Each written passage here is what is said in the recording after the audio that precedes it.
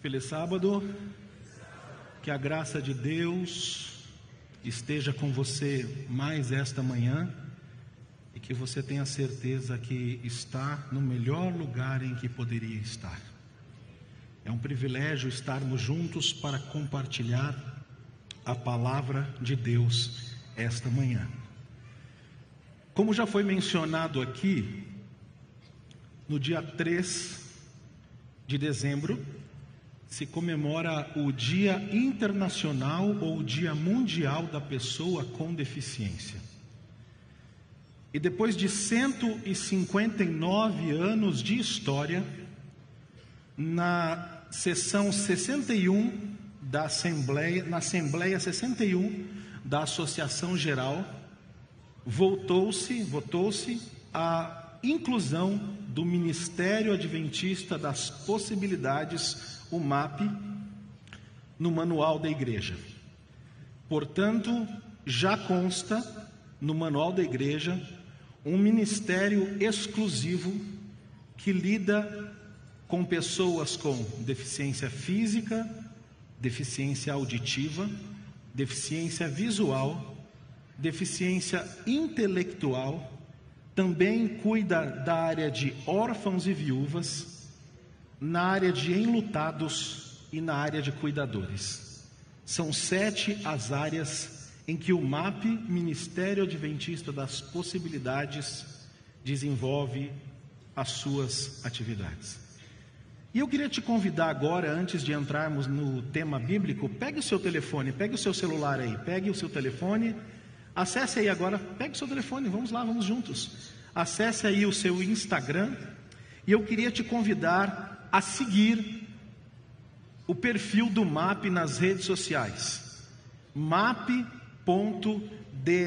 Por exemplo, se você entrar lá hoje, você vai ver uma bela arte mencionando a data específica do Dia Internacional da Pessoa com Deficiência.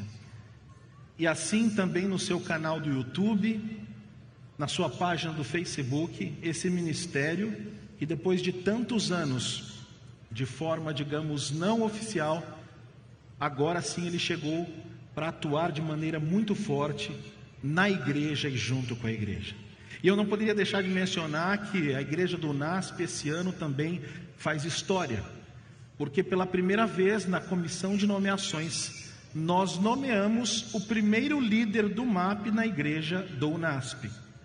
Eu não sei se ela está presente, mas a professora Kelly Zanetti Santos é a nossa líder do Ministério Adventista das Possibilidades, acho que ela não está conosco, que guiará este ministério nos 2 próximos anos. Mas, já na igreja há muito tempo existe, por exemplo, o Ministério de Surdos, que é muito forte aqui na igreja, e outros ministérios em outras igrejas. E a ideia é que, com a igreja, o MAP seja mais do que um ministério, ele seja um movimento, um estilo de vida, que faça com que a igreja possa incluir as pessoas com deficiência, que já conhecem a Cristo, e alcançar as pessoas com deficiência, que ainda não conhecem o Salvador. Amém? Eu quero esta manhã convidar você para fechar os olhos e junto comigo fazermos uma oração. Vamos orar. Eterno Deus, muito obrigado pelo poder da Tua palavra. Obrigado porque estamos aqui para ouvir, entender e praticar. Pedimos as Suas bênçãos sobre nós, em nome de Jesus. Amém. No próximo slide, você poderá ver na sua tela, vou pedir que me ajudem aí em cima. Você tem a temática desta manhã. O título da nossa mensagem esta manhã é Uma Visão Bíblica sobre Deficiência.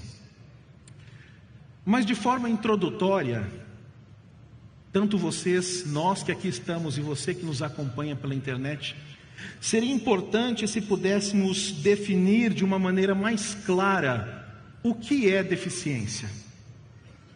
Deficiência é uma característica que torna um ser humano incapaz de desenvolver alguma atividade que as pessoas ao seu redor normalmente desenvolvem de maneira simples. Por exemplo, se eu disser, eu não posso voar, isso não é uma deficiência, porque nenhum ser humano pode voar de maneira natural. Mas se um ser humano, alguém, não pode simplesmente caminhar, enxergar, ouvir, isso se torna uma deficiência. Isso é uma deficiência, porque os que estão ao seu redor fazem isso de maneira simples. De modo geral, numa visão mais ampla, podemos dizer que os direitos das pessoas com deficiência são respeitados em termos nacionais e em termos internacionais. Porém, nem sempre no dia a dia isso acontece de forma prática e às vezes, sem perceber, nós desrespeitamos um desses direitos ou alguns desses direitos e trazemos à vida das pessoas com deficiências marcas de desigualdade, preconceito e até discriminação. E às vezes ainda, mesmo dentro da própria família ou comunidade de fé. Quando nós trazemos isso para o contexto da igreja, de maneira triste, precisamos reconhecer que um dos principais motivos para haver discriminação para com as pessoas com deficiência é uma interpretação equivocada de como a Bíblia lida com essa questão. Não é um texto que estudaremos esta manhã, talvez em outra oportunidade, mas se você der uma lidinha lá em Levítico capítulo 21, dos versos 16 a 24, há uma ordem explícita de Deus para que ele comunique a Arão que todos os descendentes dele que tivessem alguma deficiência, e ali Deus lista 12 delas, não poderiam servir no templo como sacerdotes. Eles eram sacerdotes em termos passivos, mas não poderiam servir, atuar no santuário. E muitas pessoas, interpretando esse texto de forma equivocada, acreditam que Deus tem preconceito para com as pessoas com deficiência. Durante alguns anos eu tive a oportunidade de me debruçar sobre esse texto, e se você quiser depois buscar na internet a perfeição física e a atividade sacerdotal, você poderá encontrar e ler esse trabalho de aproximadamente 100 páginas. Mas eu queria, na próxima tela, ler com você o primeiro texto desta manhã. Abra sua Bíblia em 1ª Epístola de João, capítulo 3, verso 1. Está escrito assim: vejam que grande amor o Pai tem concedido, a ponto de sermos chamados filhos de Deus, e de fato somos filhos de Deus. É muito claro desde o início das Escrituras que a humanidade, o ser humano, ele é uma criação intencional de Deus. E ele é criado, o ser humano, num contexto de amor. O Evangelho de João, que logo no seu início faz um eco a Gênesis 1:1 no princípio, na sua epístola, o evangelista aqui nos mostra esta verdade, de que a criação de Deus ela é intencional e num contexto de amor. Quando lemos, veja comigo o próximo texto bíblico, quando lemos o Salmo 145, verso 9, lá nos diz que o Senhor é bom para todos, e suas misericórdias permeiam todas as suas obras.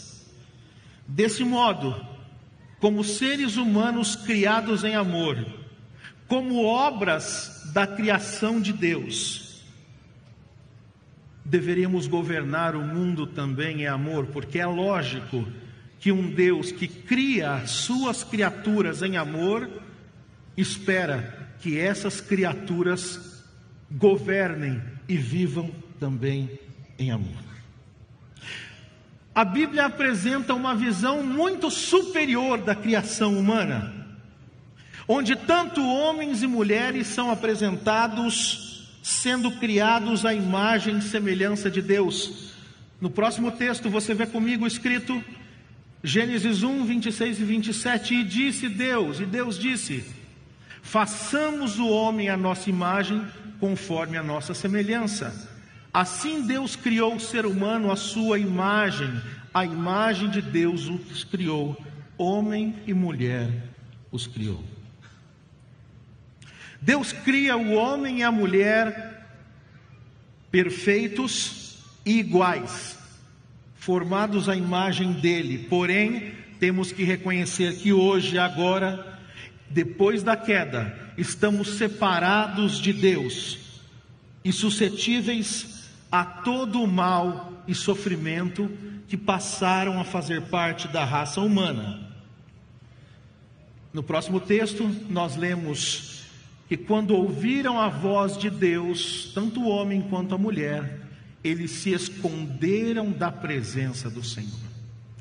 Isaías nos diz que os nossos pecados fizeram separação entre nós e Deus. Algumas versões bíblicas trazem, porque os nossos pecados criaram ou construíram um muro entre nós e Deus. O ser humano, criado por Deus em amor, agora tem medo de Deus. E ao mesmo tempo que a Bíblia tem uma visão muito elevada da humanidade, ela também é muito realista, e ela não faz nenhuma questão de esconder que mal, sofrimento fazem parte agora da nossa realidade. Ela não minimiza a extensão do pecado na vida humana. Nenhum de nós está isento à devastação do pecado. O próximo texto nos diz, lá de Romanos capítulo 5, verso 12, que portanto, assim como por um só homem entrou o pecado no mundo, e pelo pecado veio a morte, assim também a morte passou a toda a humanidade, porque todos nós pecamos. A Bíblia nos apresenta de que o ser humano é criado perfeito, porém com a queda há uma distorção da imagem e semelhança de Deus. E antes, eu já queria começar enfatizando de que Deus não criou ou cria pessoas com deficiência. Deus cria pessoas. Mas o mal que é inerente ao mundo em que vivemos faz com que algumas dessas criações venham ao mundo de forma distorcida. Podemos adiantar desde já que a palavra de Deus é explícita em apresentar a ideia de que somos criados à imagem e semelhança de Deus, e isso escancara para nós a verdade de que todos são iguais perante Deus, perante o Eterno. E esse amor de Deus, ele é demonstrado de forma ainda mais escancarada, expressiva, no ministério de Cristo, que ia ao encontro de todo tipo de pessoa, demonstrando a preocupação especial de Deus para com as pessoas que são desfavorecidas e excluídas. Veremos isso mais detalhadamente um pouco à frente. Voltando agora um pouco ao Antigo Testamento, quando nós vamos ao Antigo Testamento, nós de cara descobrimos que o Antigo Testamento, ele exige um respeito total à dignidade de qualquer pessoa que possua alguma incapacidade. E essa ligação, a ligação desta ideia, está também ligada à ideia de que todo ser humano deve temer a Deus. Ou seja, o Antigo Testamento parte do princípio que os mais fracos, eles não têm condição de causar nenhum tipo de dano ou temor a terceiros, independente de suas limitações. Então, qualquer pessoa deve temer a Deus, que é quem se coloca na frente e defende os mais vulneráveis, aqueles que têm alguma incapacidade. Na tela nós lemos o texto de Levítico, capítulo 19, verso 14, que diz assim: não amaldiçoe o surdo, nem ponha tropeço diante do cego, mas tema seu Deus, eu sou o Senhor. Esse finalzinho, mas tema o seu Deus, numa leitura mais literal do texto hebraico, parece trazer literalmente: mas é de Deus que você deve ter medo. Qual é a ideia por trás disso? Enquanto os incapacitados não podem cobrar respeito ou honras para si mesmos, o Senhor, o Deus histórico defensor daqueles que são mais simples e fracos, é quem ouve o clamor dessas pessoas, e é Ele que os defende e cobra desses terceiros respeito à dignidade de toda pessoa com deficiência. Nós temos outros preceitos no Antigo Testamento que não vamos ler na tela, mas eu poderia citar, por exemplo, Deuteronômio 27:18, que diz: maldito aquele que fizer o cego errar o caminho. Um preceito que apresenta a nós uma ideia de proteção para com aqueles que têm alguma incapacidade. Ou poderia citar, por exemplo, Jó, capítulo 29, verso 15, onde Jó se diz querido por Deus, porque ele era o olho do cego e o pé do coxo. Está escrito lá em Jó 29:15: eu era os olhos do cego e os pés do incapacitado. Muitas outras passagens do Antigo Testamento, queridos, trazem inferências de que Deus exige respeito e tolerância para com as pessoas com deficiência. O Antigo Testamento, de forma, em vários textos não explícitos, mas com inferências, ele apresenta de que as pessoas com deficiência eram pessoas que demandavam cuidado e tinham respeito no antigo Israel bíblico. Eram pessoas desprotegidas, as quais em algum momento da história deveriam ter a sua situação redimida. Quando vamos agora para o Novo Testamento, nós temos muitos exemplos de pessoas com deficiência que são retratadas de forma positiva, e de como Deus usou a sua deficiência para o bem da vida dessas pessoas. Por exemplo, a Bíblia apresenta Zaqueu como tendo muito baixa estatura, talvez sofrendo de algum tipo de nanismo, aliás, uma das 12 enfermidades proibidas em Levítico 21, para que um sacerdote atuasse no templo. Zaqueu tinha um histórico de se fazer grande, fraudando as pessoas, roubando, coletando impostos a mais. Jesus o nota, senta-se com ele, come em sua casa, e depois de se sentir amado, Zaqueu se torna um homem bom, honesto e generoso. O apóstolo Paulo fica cego por 3 dias após o encontro com Cristo na estrada para Damasco.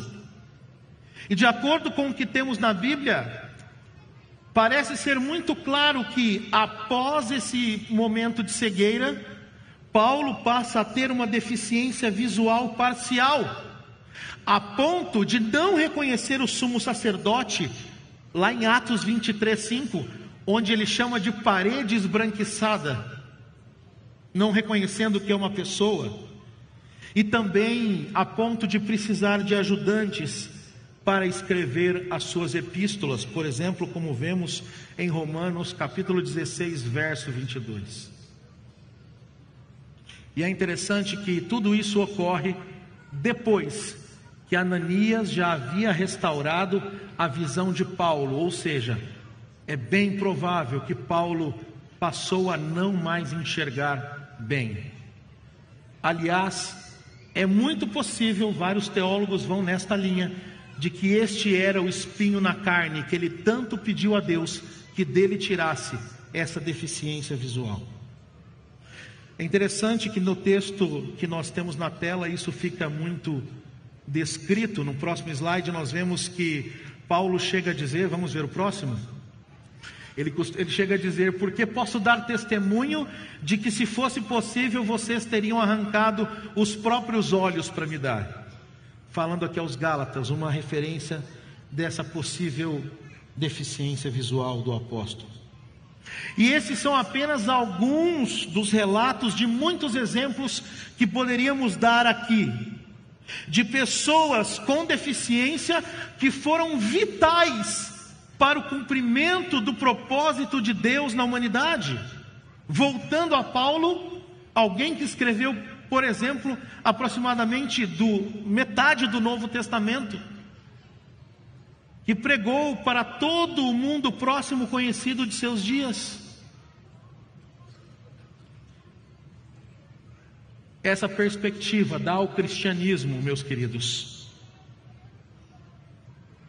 algo que não é encontrado em nenhuma outra religião: a certeza de que alguma incapacidade não é resultado de um castigo divino. Aliás, analisando através do contexto bíblico, nós podemos afirmar que não existe qualquer conexão direta entre deficiências e a prática de pecados, visto que tais incapacidades, como já falamos, são inerentes ao mundo de pecado que vivemos, um mundo marcado pela presença do pecado. Por isso, mesmo que ainda hoje muitos creiam nisso, podemos afirmar que a deficiência não é necessariamente resultado de uma vida de pecados, resultado de uma vida sem fé em Deus, ou mesmo resultado de uma vida marcada pela punição divina. Os evangelhos e o livro de Atos estão cheios de episódios de curas de pessoas.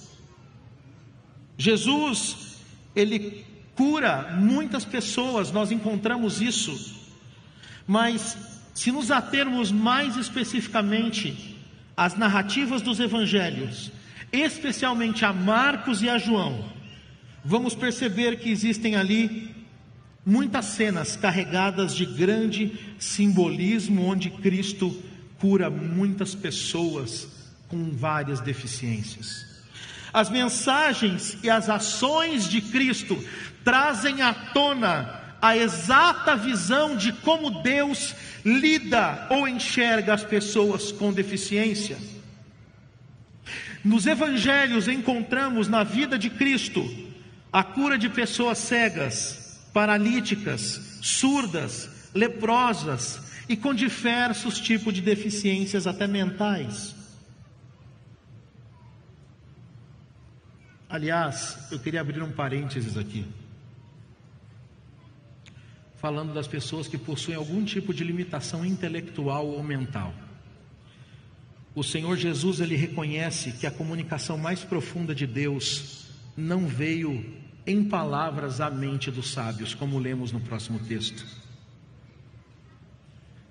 Naquela hora, Jesus exultou no Espírito Santo e exclamou: graças te dou, ó Pai, Senhor do céu e da terra, porque escondeste estas coisas dos sábios e instruídos e as revelastes aos pequeninos. E uma tradução aqui também poderia ser aos infantis, aos imaturos.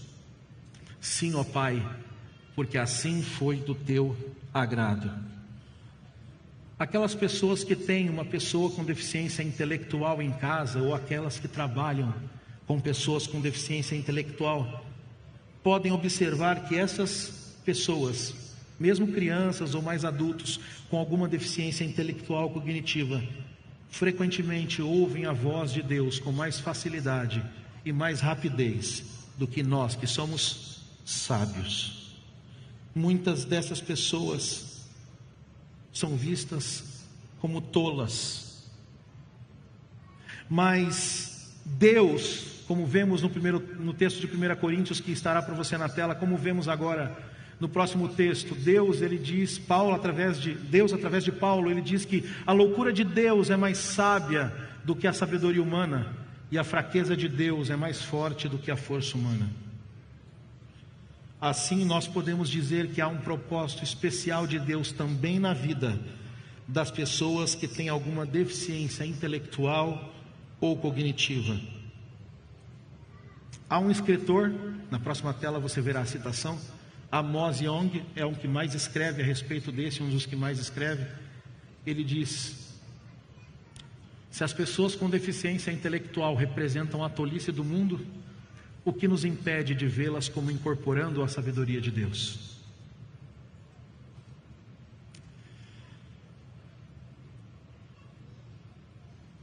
Apesar de milênios de distância, podemos dizer que o desprezo, o preconceito ou a visão de que alguma deficiência está ligada diretamente com pecados, ela ainda é levada em conta hoje em dia. E é interessante que nós encontramos uma grande quantidade de rejeição camuflada por aparência de piedade. Muitos encaram essa temática como se fosse um problema de caridade pública e não uma questão social e também espiritual. Por exemplo, podemos notar em diversos textos bíblicos, principalmente nos evangelhos, fariseus mandando tocar trombetas em praça pública quando distribuíam esmolas para a população mais desamparada. E é interessante, mandavam tocar trombetas quando ajudavam exatamente aqueles a quem eles excluíam no seu dia a dia.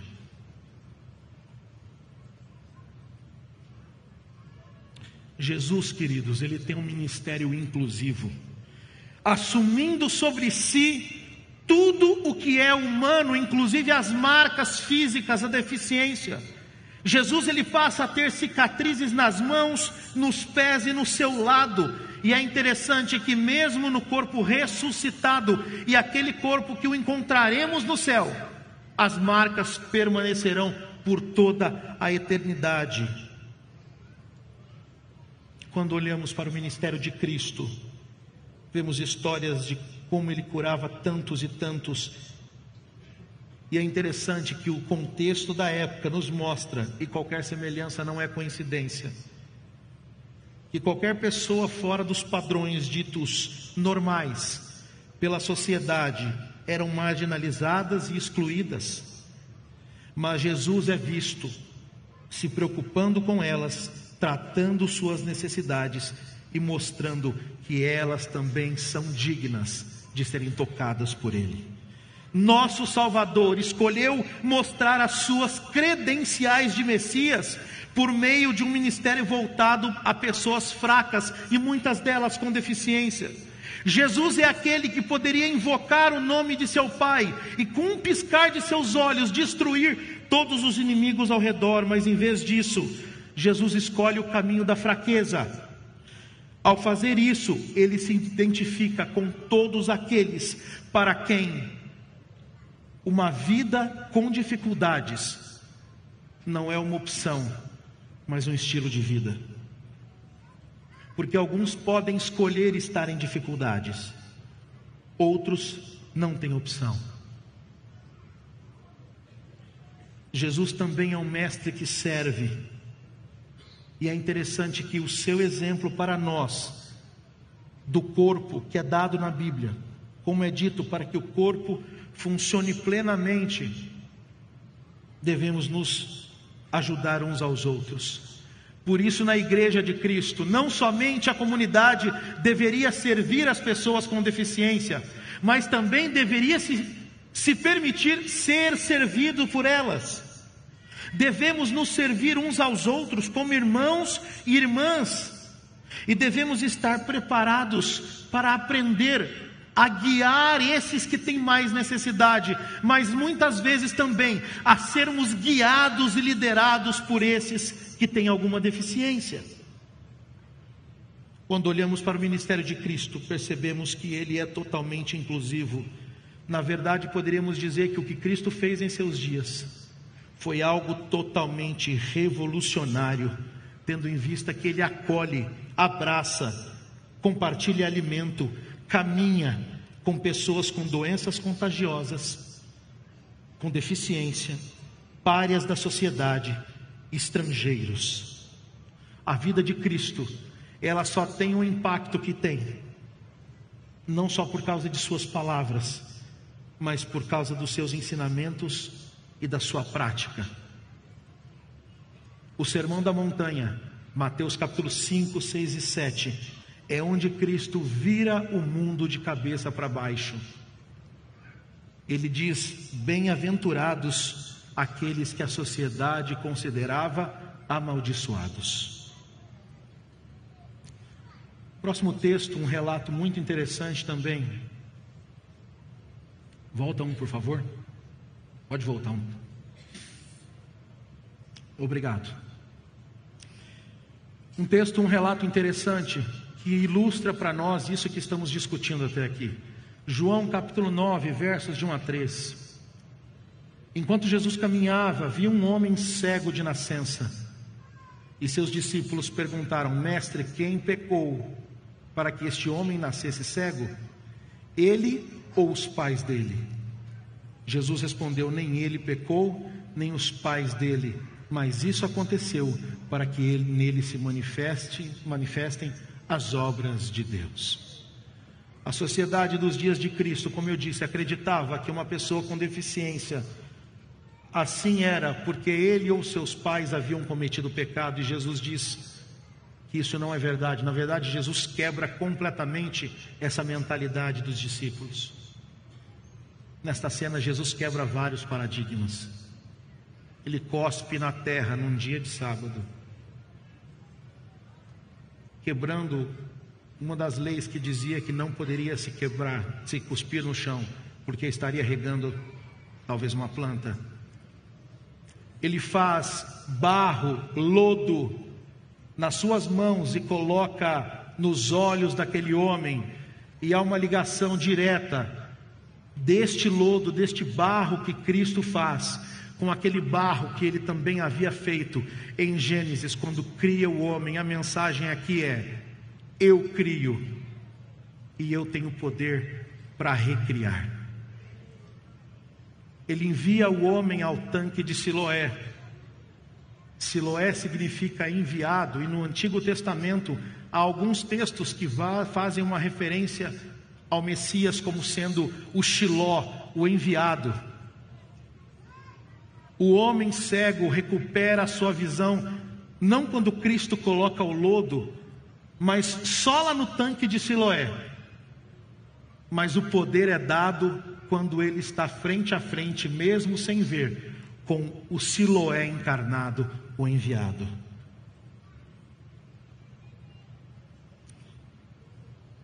A deficiência, meus queridos, é apresentada na Bíblia como algo que chama a atenção de Deus. A história deste homem cego de nascença de João, capítulo 9, ou mesmo a história daquele mendigo cego chamado Bartimeu, relatado em Marcos, capítulo 10, dos versos 46 a 52, nos exemplificam essa verdade. A deficiência chama a atenção de Deus, e Deus as usa, como ele mesmo disse: nem ele pecou, nem os pais dele, mas ele tem essa deficiência, porque agora vocês vão ver quem sou eu e as obras que eu posso fazer.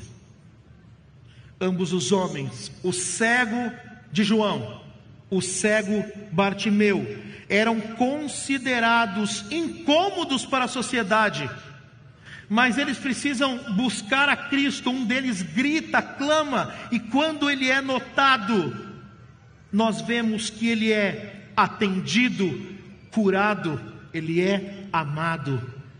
E esse é um ponto também explícito que nós encontramos na epístola de Paulo aos Coríntios. Você pode ler depois, lá em 1 Coríntios capítulo 12, dos versos 18 a 26. Essa verdade explícita é afirmada neste texto, onde é dito que Deus dá maior honra e glória exatamente aos que mais dela precisam. Desse modo é possível afirmar que o ministério de cura de Jesus, com muitas pessoas com deficiência, é um ministério que mostra que em nenhuma delas a incapacidade física, visual, auditiva, cognitiva foi uma barreira para que desempenhassem um papel vital na história do povo de Deus. Mas as imagens de pessoas com deficiência na Bíblia não se limitam ao ministério de Cristo. Elas são consideradas em todo o Antigo e Novo Testamento. E talvez a mais famosa delas seja a que está no segundo livro de Samuel, capítulo 9, a história de Mefibosete. Você pode ler depois que Mefibosete, filho de Jonatas, neto de Saul, segundo Samuel capítulo 4, nos relata que numa fuga, a sua cuidadora derruba ele no chão e ele se torna incapaz de andar normalmente, limitado fisicamente.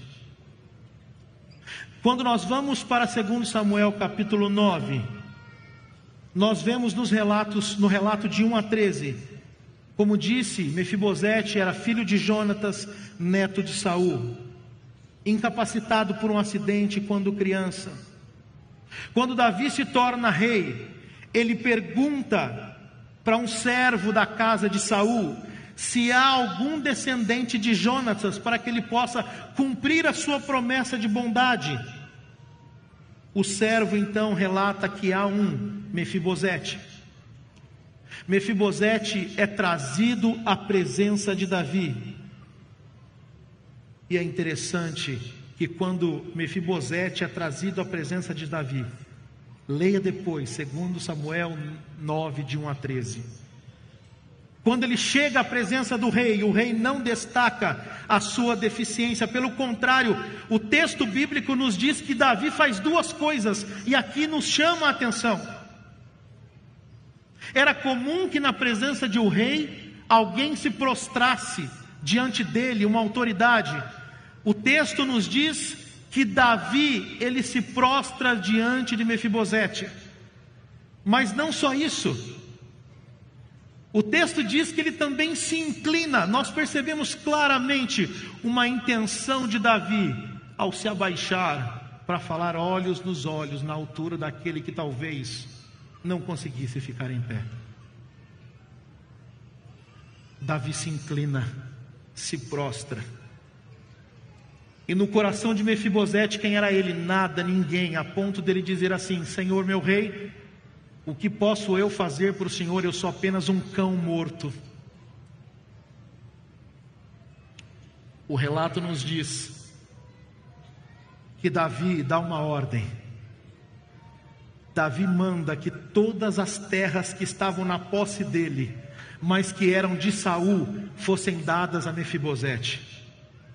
Davi pede para que o servo de Saul, que o texto bíblico diz que tinha 15 filhos e 20 servos, 35 pessoas, todas elas agora iriam servir a Mefibosete.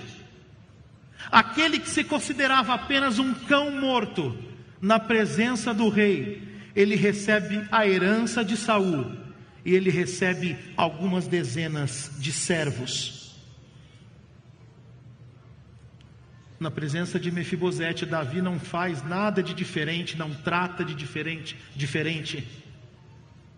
Davi faz por Mefibosete o mesmo que faria por qualquer um dos filhos de Jonatas, entre aspas, perfeito. Davi, mais do que isso, ele traz Mefibosete à sua presença e diz: a partir de hoje, você come na minha mesa.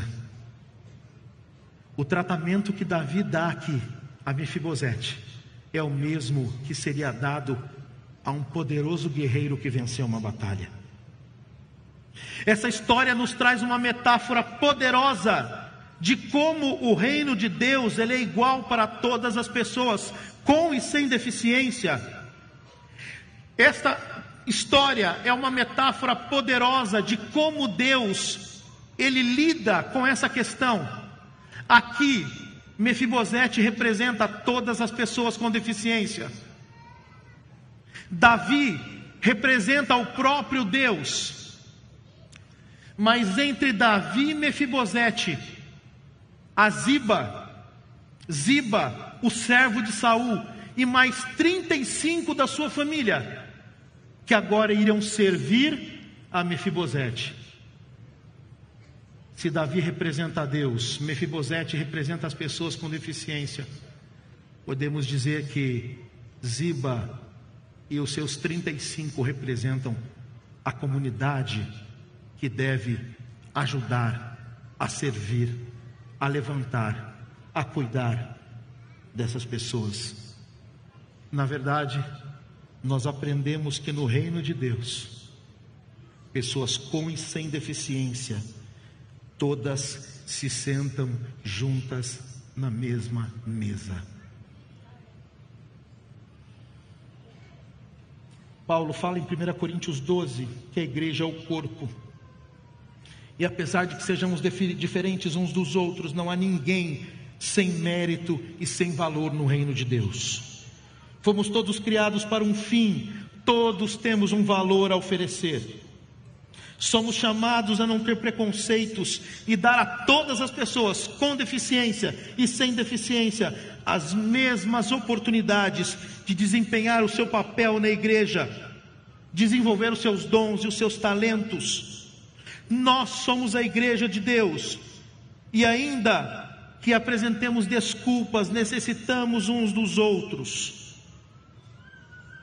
É fato que um cego não pode guiar uma outra pessoa dentro da igreja, e o surdo não pode interpretar, mas talvez, e sempre há algo que possam fazer. A acessibilidade deve fazer parte da igreja de Deus. E quando eu falo de acessibilidade, eu estou falando muito mais do que piso tátil, do que vagas para pessoas com deficiência no estacionamento, do que corrimão nas escadas e corredores. As maiores barreiras que existem na igreja para as pessoas com deficiência não são físicas e arquitetônicas, elas são atitudinais. A igreja, como corpo de Cristo, deve valorizar a todos, mesmo os que parecem mais fracos. Todas as pessoas são indispensáveis à comunidade. Uma igreja saudável é aquela onde todos são servidos e todos servem. A inclusão precisa acontecer em todas as áreas da igreja. No cuidado pastoral, na descoberta e uso dos talentos e dons espirituais, nos programas de educação na igreja, na equidade de vagas e oportunidades de trabalho, nos programas evangelísticos e nos serviços de adoração. E eu quero encerrar não com palavras minhas, mas inspiradas. E se você esquecer de tudo do que eu disse até agora, não esqueça das palavras inspiradas de Ellen White, que aparecem na tela para você agora. Eu vi que está na providência de Deus que as viúvas e órfãos, os cegos e surdos, os coxos e pessoas afligidas de diferentes maneiras foram colocadas em íntima relação cristã com sua igreja. Isto visa provar o seu povo e desenvolver-lhe o verdadeiro caráter. E ela continua: anjos de Deus estão observando para ver como tratamos essas pessoas que necessitam de nossa simpatia, amor e desinteressada benevolência. Este é o teste de Deus para o nosso caráter. Se temos a verdadeira religião da Bíblia, haveremos de sentir ser um débito de amor, bondade e interesse para com Cristo, com fervor de seus irmãos. E ela finaliza: e não podemos fazer menos do que mostrar nossa gratidão por seu imensurável amor para conosco, quando éramos nós ainda pecadores, indignos de sua graça, manifestando profundo interesse e amor altruístico pelos que são nossos irmãos menos afortunados do que nós. eu queria finalizar você dizendo que, de modo geral, não existe ninguém nesta igreja que não seja uma pessoa com deficiência, porque a maior de todas as debilidades é o pecado que um dia entrou no mundo. E talvez nós tenhamos defeitos que não sejam físicos e visíveis, mas que estão no nosso coração, que fazem tão mal para si e para os outros, do que se como tiveste uma deficiência.